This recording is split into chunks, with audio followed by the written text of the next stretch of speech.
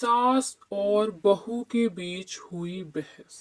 सास और बहू दोनों ही हमेशा एक दूसरे से बहस किया करती थी। बहू कोई भी काम करती, सास हमेशा उसके काम में कमियां निकाला करती थी। ऐसे ही दिन गुजरते रहे। फिर एक दिन अचानक सास की तबीयत खराब हो जाती है। बहू अपनी सास को हॉस्पिटल लेकर जाती है तो डॉक्टर बताते हैं कि उसकी सास की एक किडनी खराब हो गई है। यह सब सुनकर बहू बहुत ही डर जाती है और रोने लगती है। सास को लेकर वापस घर आ जाती है, लेकिन सास अभी भी अपनी बहू पर बहुत गुस्सा करती थी। उसे बहुत बुरा भला बोला करती थी, लेकिन बहू कभी भी अपनी सास को बुरा नहीं बोलती थी, क्योंकि वह सास को अपनी माँ की तरह प्यार किया करती थी। ऐसे ही दिन गुजरते रहे।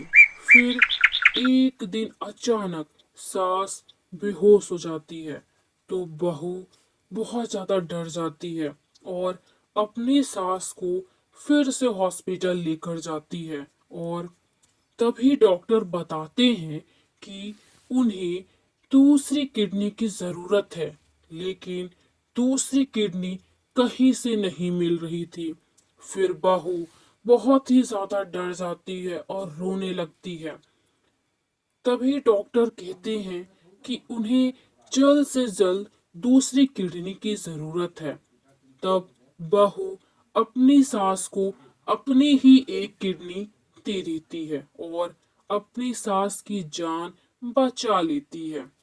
जब उसकी सास को होश आता है तब डॉक्टर ये सब सास को बताते हैं कि कैसे उसकी बहू ने उसे अपनी ही एक किडनी देकर उसकी जान बचा लिया। तभी सास की आंखें दुख से भर आती हैं और अपनी बहू को गले लगाकर रोने लगती हैं।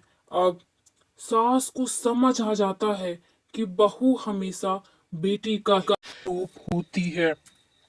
इस कहानी से हमें यह सीखने को मिलता है कि सास को हमें हमेशा माँ ही मानना चाहिए और बहू को हमेशा अपनी बेटी की तरह मानना चाहिए।